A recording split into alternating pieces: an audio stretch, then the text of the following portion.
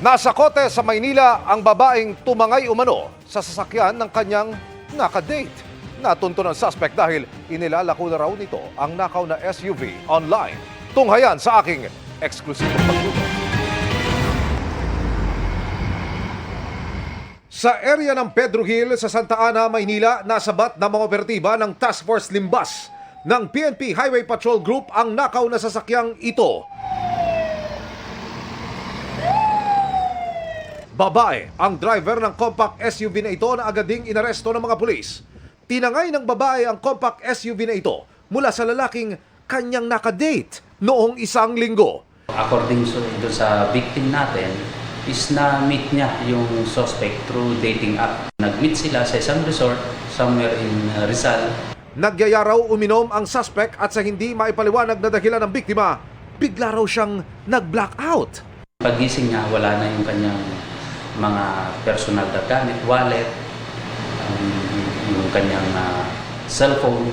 Kasamang nawala ang sasakyan ng biktima. Sabi po ng ating victim, itong last na victim niya is hindi siya naniniwala na ordinaryong alak yung iniinom niya. Kung pagbabasihan natin yung kanyang testimonya, baka po mayroong inilalagay sa kanyang iniinom. 3 araw ang lumipas, nakita na ng biktimang ibinebenta online ang kanyang sasakyan. Yun pong conduction sticker is hindi po inalis. Yung sasakyan na halagang 1.3 million sa market is ibinebenta po niya ng 240,000. Dito na nakipag-coordinate ang biktima sa Task Force Limbas. Tumangging magbigay ng panig sa amin ng suspect. Pero ayon sa pulisya, dati nang nasangkot ang suspect sa parehong modus. Sabi po niya is kailangan po niya ng pera dahil unang-una may pamilya siya. Pero hindi naman po niya itinatanggi na involved din siya o nagsusugal siya. Based sa aming investigation, sa aming research, meron siyang same na modus na ginawa sa Maynila at saka isa po sa Parañaque. Paalala ng HPG. Pagbibili po ng sasakyan, lagi pong kumonsulta sa HPG o di kaya sa LTO. Lalong-lalo na po kung ang presyo ng sasakyan ay hindi po akma sa kanyang modelo. Para sa GMA Integrated News, Emil Sumangil, nakatutok, 24 oras. Sa isang joint statement, nanawagan ng Pilipinas, Japan at Amerika sa China na sundin ang arbitral tribunal ruling kaugnay ng West Philippine Sea. Sasama rin ang Pilipinas at Japan sa pagpapatrolya ng Amerika sa Indo-Pacific ngayong taon. Mula pa rin sa Washington, D.C., nakatutok live si Maris Umali. Maris? Mel, mag-aalas 7:30 na ng umaga ngayon dito sa Washington, D.C. sa Amerika at sa matapang nga na joint vision statement na inilabas ng mga lider ng Pilipinas, Amerika at Japan, kanilang ipinahayag ang kanilang pagtutol at pagkabahala sa mga anilay mas mapangahas na mga kilos ng China sa West Philippine Sea. Sa Trilateral Leaders Summit ni na President Bongbong Marcos, US President Joe Biden at Japanese Prime Minister Kishida Fumio, inihayag ng 3 lider ang pagtutol sa mapanganib at puwersahang paggamit ng Coast Guard at mga militia vessels sa South China Sea. Labis din daw na nakakabahala ang paulit-ulit na pagharang ng China sa mga sasakyang pandagat ng Pilipinas, gayon din sa pagsuplay nito sa Ayungin Shoal. Nanawagan sila sa China na sumunod sa ruling ng Arbitral Tribunal na nasa exclusive economic zone ng Pilipinas ang Ayungin. At kasunod daw ng joint exercise ng mga Coast Guard ng Pilipinas at Amerika noong nakaraang taon, looking forward daw ang Amerika na isakay ang mga miyembro ng Philippine at Japan Coast Guards sa kanilang barko habang nagpapatrolya sa Indo-Pacific ngayong taon. Plano rin nilang magsagawa ng maritime training activities sa paligid ng Japan sa 2025. Inulit naman ni Biden ang commitment ng Amerika sa ilalim ng Mutual Defense Treaty. As I said before, any attack on Philippine aircraft, vessels, or armed forces in the South China Sea would invoke our Mutual Defense Treaty. Binanggit din niya ang paglikha ng economic corridor sa Pilipinas sa tulong ng G7 o 7 pinakamayayamang bansa sa mundo. It means more jobs for people across the entire region. It means more investment in sectors critical to our future: clean energy, ports, railroads, agriculture, and much more. Habang si Pangulong Marcos nagpasalamat sa $1 billion private sector investment ng Amerika sa Pilipinas at sa official development assistance ng Japan at mga pribadong sektor nito na lagpas 600 billion yen.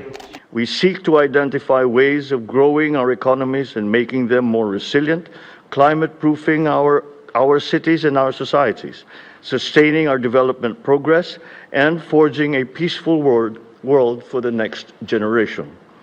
Today's summit is an opportunity to define the future that we want and how we intend to achieve it together.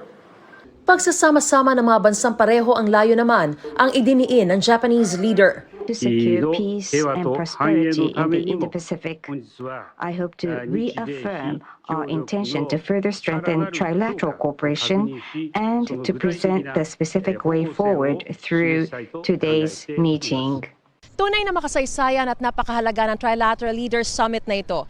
Hindi lang dahil sa kauna-unahang pagkakataon ay nagsama-sama ang tatlong tinaguriang Indo-Pacific Maritime Democracies, kundi dahil ito ang magtatakda sa kinabukasan at patutunguhan ng ating rehiyon.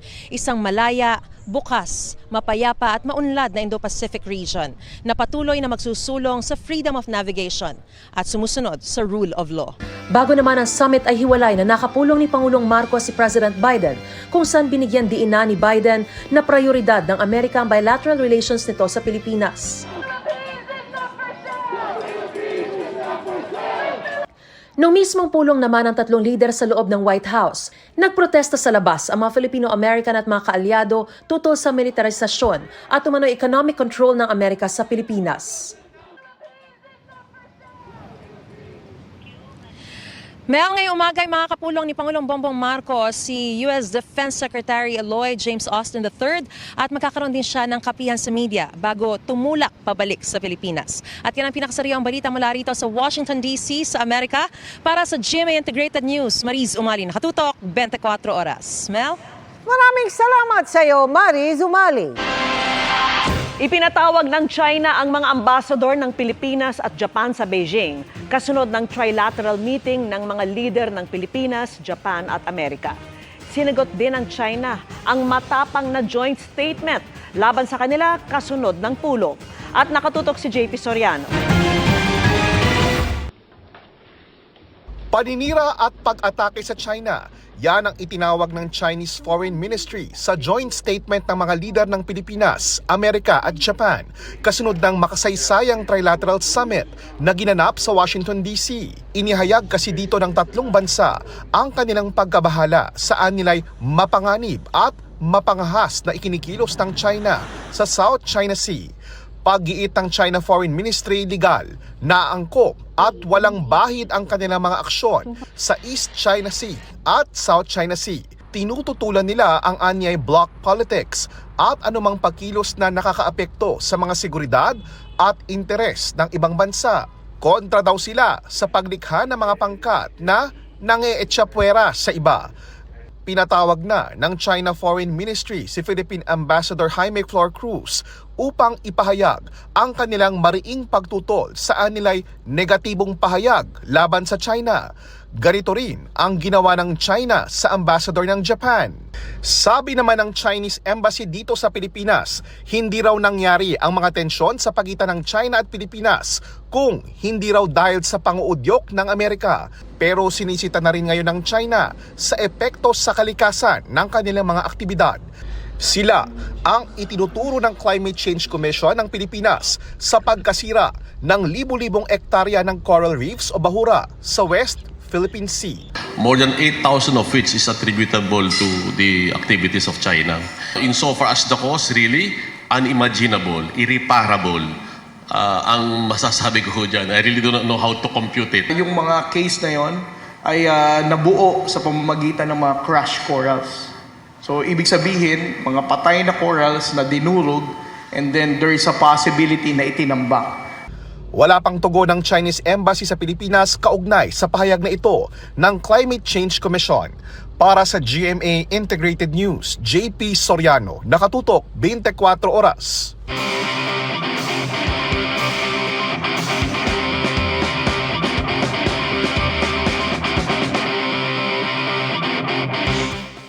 Making history sa Korean Basketball League ang isang dugong Pinoy na pinarangalan bilang first non-Korean most valuable player. Let's change the game and learn a few basketball moves from KBL MVP, Ethan Albano. 하나 만들었습니다. 득실이 끝날 때까지 알바노 강하게 잡았고 알바노가 쏩니다. Dahil sa clutch fadeaway jump shot na ito ng isang Phil-Am, nag-overtime ang laban ng Wonju DB Promi at Goyang Sono Sky Gunners sa Korean Basketball League. At dahil sa kanyang assist, nanalo sa game ang Wonju DB na first na sa standing at pasok na sa semifinal playoffs. Today, kilalanin na natin ang Phil-Am Man of the Hour na si Ethan Albano na nang set ng 2 career high records na 33 points at 12 assists.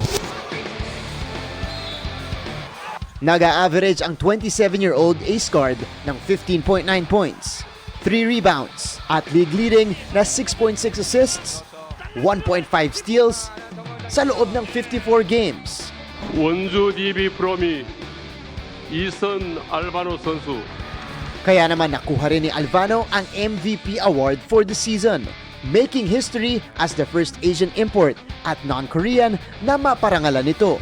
I just have to give all the glory to God and my teammates, coaches, everyone in DB. First Filipino-American non-Korean MVP in the KBL. I mean, congratulations, man. Thank you very much. Yes, a blessing and honor. Born from both Filipino parents na si Ethan, pero sa California, USA na siya lumaki. From high school at collegiate basketball, naging parte siya ng Ala Pilipinas noong 2018. Ala was my first, time playing professionally. There was a lot of talent, and I think I came in and, like I said, I was a rookie guard, but, Coach Jimmy really trusted in me to be the point guard and the leader. Naging parte rin siya ng Drew League noong 2022 at nakaharap pa ang NBA player na si LeBron James. And it was just a surreal moment. I was just honored to be on the court with LeBron. From there, he booked his 2 seasons sa Wonju DB Promi sa Korean Basketball League. As of right now, we've been talking with the club about an extension and continuing my career here with DB. Kapuso. Okay, I'm going to show you guys how to do a turnaround fadeaway jump shot. So there's 3 things I like to do when I do that is I like to jump real high. That's number 1. Number 2 is I like to kick my leg out for balance. And then number 3 is squaring my shoulders to the basket as I shoot. So it looks something like this. And there you have it. Okay, susubukan natin yung mga tips sa atin ni Ethan Albano to execute a fadeaway jumper. Una muna, jump high, kick your legs out to maintain your balance, tapos square your shoulders to the basket or towards the basket. At ang kanyang tip for aspiring ballers. I think just, hard work. I think trusting that process, believing in yourself. Para sa GMA Integrated News, ako si Martin Javier, changing the game. Nauwi sa pananaga ang inuman ng ilang lalaki sa Bulacan. Ang kanila kasing katuwaan, may halo umanong pisikalan? Narito ang aking pagtutok. Ang kasiyakan sa Norzagaray, Bulacan, imbes na maging happy, naging bloody. Ang naging trip daw kasi ng mga sangkot, spin the bottle, pero ang maituro, siya ang mambubugbog. Taong 2020, nakikipag-inuman daw si Michael, di niya tunay na pangalan, sa kanilang lugar sa Barangay San Mateo, Norzagaray, Bulacan, nang bigla na lang dumating ang 2 lalaki. Doon na nagsimula ang gulo na nauwi sa pananaga sa biktima. 4 na taon na lumipas, hindi pa rin nawawala ang trauma na dinulot ng insidente sa kanya. Meron ka rin tama sa braso, no? Pwede ba makita yun, anak? Nakamarka pa. Ito, malalim Ilang pulgada ito, no? Taas, oh. Lumabas pa yung buto. Lumabas ang buto rito. Bukod sa braso, meron ka rin sa ulo.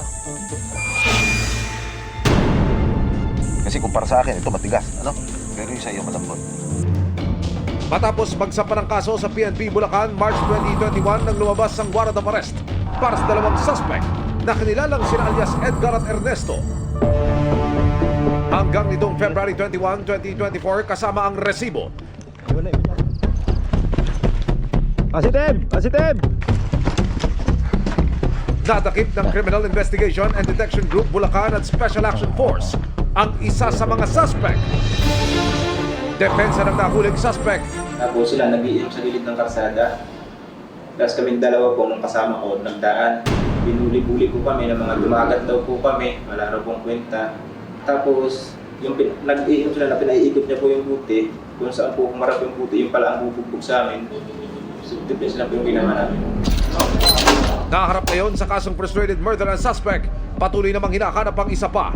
Abangan ang buong kwento sa resibo ngayong linggo, 5 p.m. sa GMA.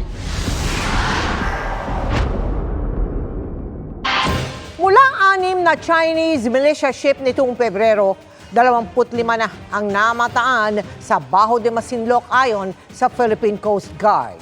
Nakatutok si Chino Gaston. Kinumpirma ng Philippine Coast Guard na 25 Chinese fishing militia ships ang nagkukumpulan ngayon sa Baho de Masinloc. May namataan ding 2 Chinese Coast Guard ship na may number 3106 at 3302 ayon sa tagapagsalita ng Philippine Coast Guard on the West Philippine Sea. Dagdag niya, 2 fishing militia ships ang nakita ng Coast Guard sa loob ng Baho de Masinloc. Wala raw floating barrier sa bungad ng bahura. Minsang naglagay roon ng China pero inaalis ng Pilipinas. 12 Filipino fishing boats naman ang nakitang nangingisda sa bahura. Sa isang social media post, 10 namang Chinese fishing militia ships ang nakita ng security analyst na si Ray Powell, kasama ang 2 Chinese Coast Guard ships. Ang kinumpirmang bilang ng Philippine Coast Guard at ang na-monitor ni Powell ay mas marami na sa 6 lang na Chinese fishing militia na namataan doon nitong Pebrero nang magpunta ang GMA News kasama ng Bureau of Fisheries and Aquatic Resources. Kasama ang fishing militia ng China sa nangharang sa barko ng BFAR para hindi makalapit sa bahura. Sinusubukan pa naming kunan ng paliwanag ang Chinese Embassy kung bakit biglang dumami ang mga barko ng China sa lugar. Sabi ng isang security analyst, posible pa ring may kinalaman ang mga aktibidad ng China sa West Philippine Sea sa pulong ni na Pangulong Bongbong Marcos, US President Joe Biden at Japanese Prime Minister Kishida Fumio sa Washington, D.C. sa Amerika. It might be a coincidence, just so happened they're there, the fishing ground is fertile, so it's an ideal season to converge in that area. Another possible option, of course, is the fact that it might be sending a signal that there's a showing Chinese result despite the holding of the trilateral summit. They will not be intimidated by the ironclad commitment extended to the Philippines by the United States and by the trilateral summit. Para sa GMA Integrated News, Chino Gaston nakatutok, 24 oras. Spotted ulit sina Alden Richards at Catherine Bernardo na magkasama sa isang event. Housewarming party yan ni Catherine kung saan present si Alden at iba pang close friends ng aktres. Magkasama din ng dalawa habang naghahanda at nag-aalok ng drinks sa mga bisita. All smiles at magkatabi pa sina Alden at Catherine sa isang group photo. At sinugot na recently ni Alden ang panunukso ng netizens ng what you see is what you get. Naglalakihang pusit at tone-toneladang isdang turay ang nahuli sa 2 bayan sa Camarines Sur. Yan po ang tinutukan ni Chris Novelo ng GMA Regional TV, Balitang Bicolandia. Kanya-kanyang huli ng isda ang mga naliligo sa beach resort na ito sa Itangon sa bayan ng Bula, Camarines Sur. Kuha ang video nitong madaling araw ng Abril 10 kung saan sandamakmak na isdang turay ang napadpad sa baybayin. Nabigla po kaming lahat kasi nung time na yon nagbibidyo po ako nung yung nangingisda dun sa may bangka. Tapos kala namin nung una yung mga dilis lang yung tumatalon dun sa may mababaw na dagat. Ayon sa BFAR Bicol, tinatawag ito na pitching o ang pagdagsa ng mga isda, bunsod ng environmental conditions at iba pang dahilan. Could be na may mga pagbabago sa environmental conditions like high temperature, small amount of oxygen sa tubig, or wave directions. Posible man po na it's because na itong food source ninda is near the shore. Naglalakihang pusit naman ang nahuli ng mga mangingisda sa bayan ng Pasakaw, Camarines Sur. Tumitimbang ng 5 hanggang 12 kilo ang bawat isa. Ngunya na season, haros oro aldaw. Kumisan, sarong aldaw lang yan mapaligis. Iguana naman. Ayon sa BFAR Bicol at Barangay Council ng Dalupaon, bukod sa peak season ngayon ng mga malalaking pusit, nangangahulugan din ito na mayaman ang marine habitat sa lugar. So ang kagayunan po, digdiyo sir, talagang mga banwit lang ang gamit tinda. So mayo po sindang ginagamit ng mga itong mga illegal po, okay po. Kasi po digdiyo sa Dalupaon po may bantay dagat din po kami, din tigwa-warning po talaga na bawal. Para sa GMA Integrated News, Chris Novella ng GMA Regional TV Balitang Bicolandia, nakatutok 24 oras. Intriga agad ang sumalubong sa Legazpi Twins pagbalik mula sa kanilang family trip sa Japan. Kabilang dyan ang real score ni Cassie at its Showtime host Darren Espanto. Yan ang chika ni Aubrey Carampel. Sobrang memorable para sa Legazpi family ang naging pagbisita nila sa Japan itong Holy Week break. From bonding moments to food trips at sakura photos, kita kung gaano ka-enjoy ang buong pamilya. Pero after ng bakasyon, naging hot topic naman si Cassie sa kanyang umanong cryptic posts na mga kanta sa Instagram stories. Paliwanag ni Cassie, wala itong kinalaman sa interview sa nalink sa kanya na si Darren Espanto. Trip ko lang mag-post ng songs. Bakit? Wala lang. Kunwari may hugot ako, let's say, pagod lang ako from work or from the day. I just want to post lyrics sa song, yun lang. Pero wala talagang connect. As in, maybe the timing lang was wrong. Pero other than that po. Sinang-ayunan din ni Cassie ang sinabi ni Darren recently tungkol sa kanilang tunay na relationship status. It's so hard to explain what we have, pero best friends talaga kami. Recently, nag-guest sa It's Showtime si Kylene Alcantara, pati na ang ilang Sparkle Stars, kabilang si Jillian Ward, na kapwa tinutokso kay Darren. Ano naman ang reaksyon ng kambal dito?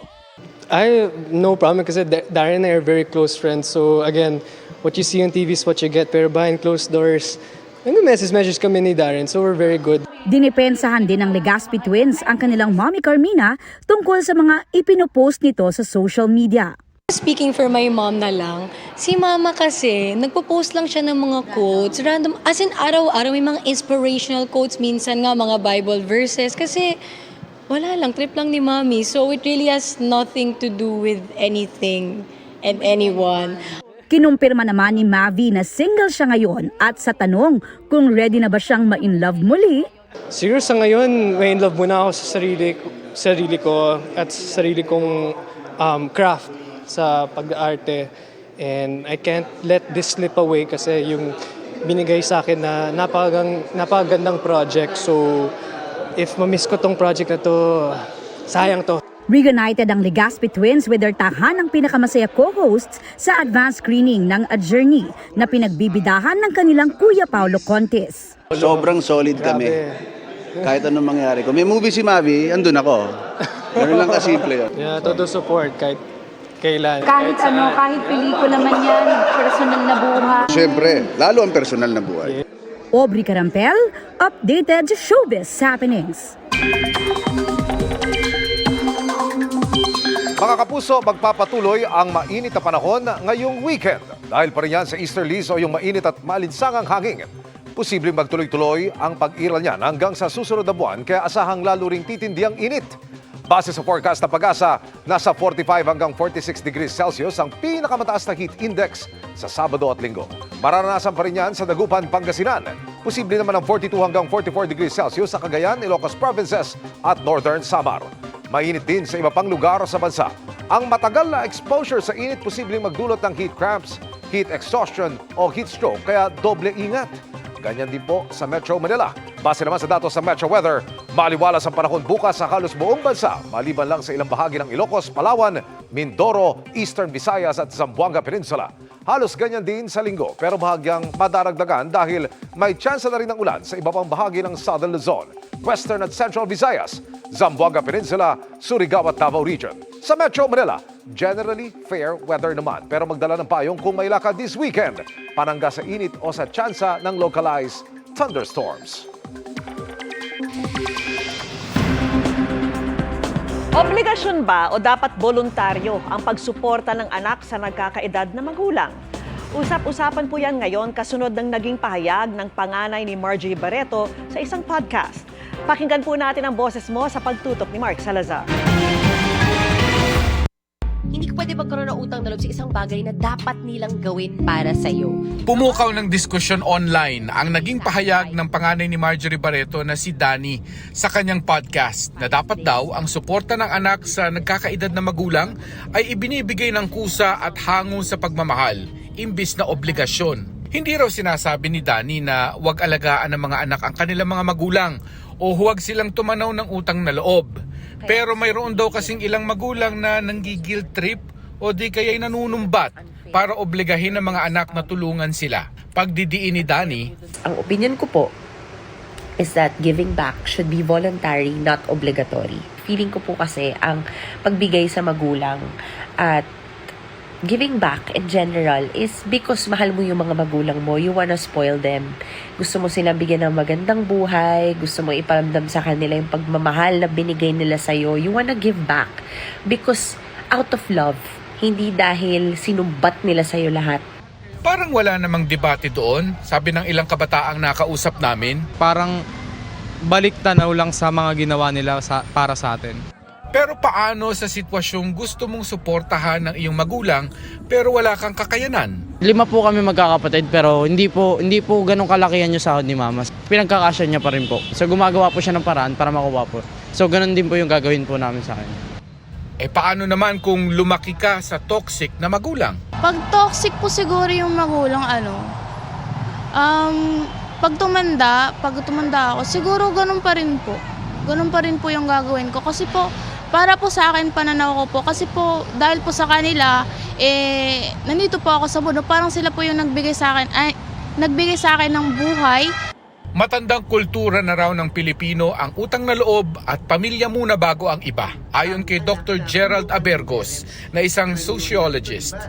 Nagiging issue lang naman talaga ang sustento sa magulang kung hirap din ang anak. For somebody na kakagraduate lang, starting pa lang, mukhang doon pa lang siya nagkakaroon ng pagkakataon sa sarili niya na iangat din mismo ang buhay niya.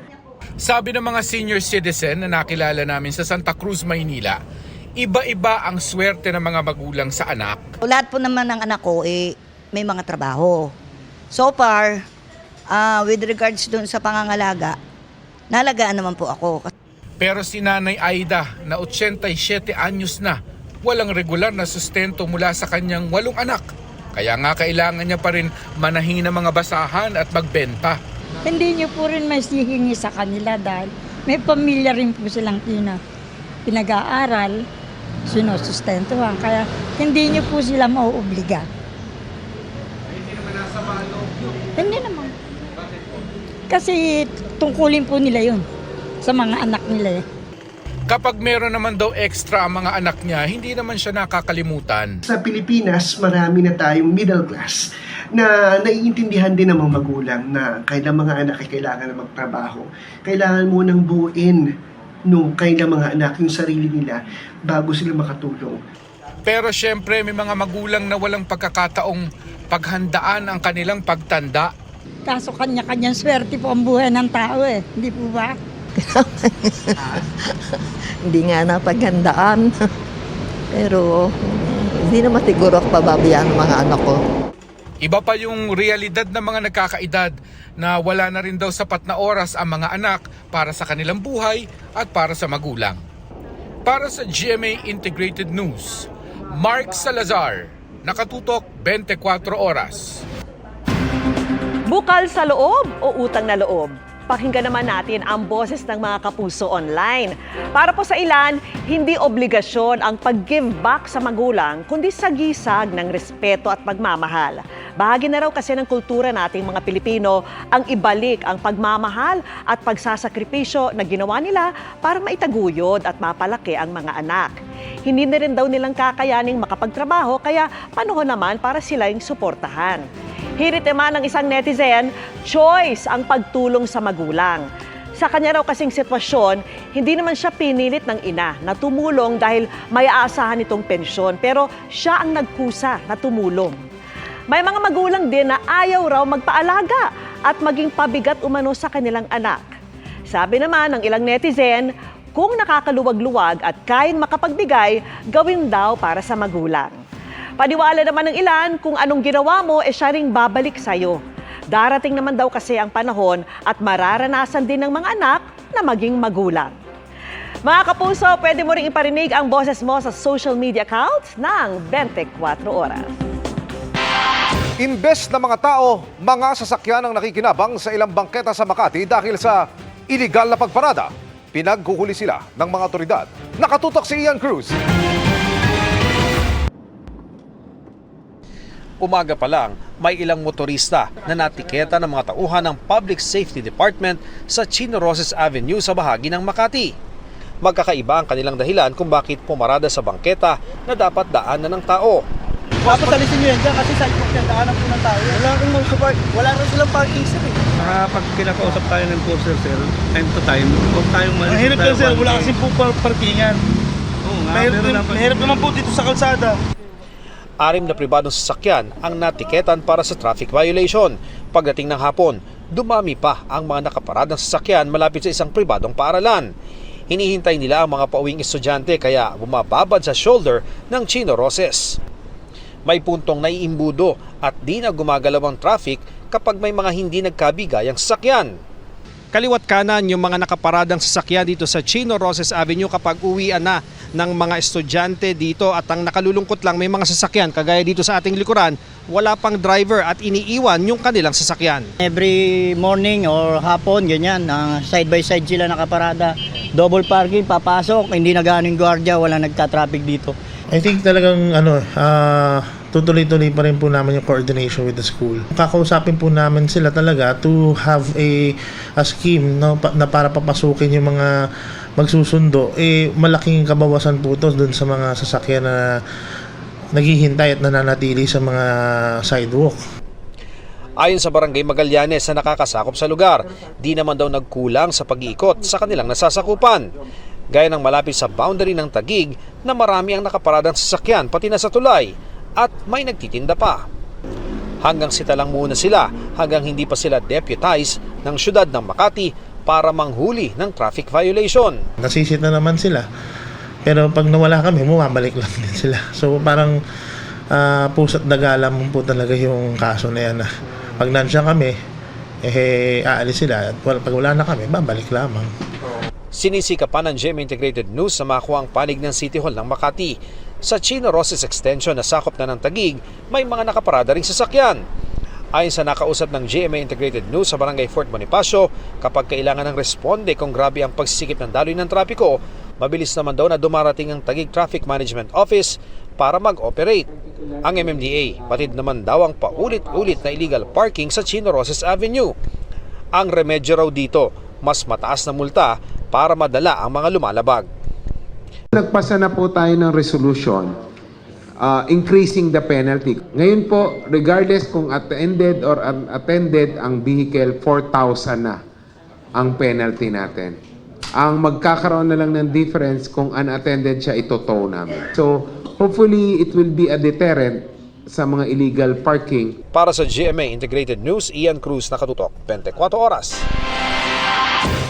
At yan ang mga balita ngayong Biyernes. Ako po si Mel Tiangco. Ako naman po si Vicky Morales para sa mas malaking misyon. Para sa mas malawak na paglilingkod sa bayan, ako po si Emil Sumangil. Mula sa GMA Integrated News, ang News Authority ng Pilipino. Nakatuto kami 24 oras.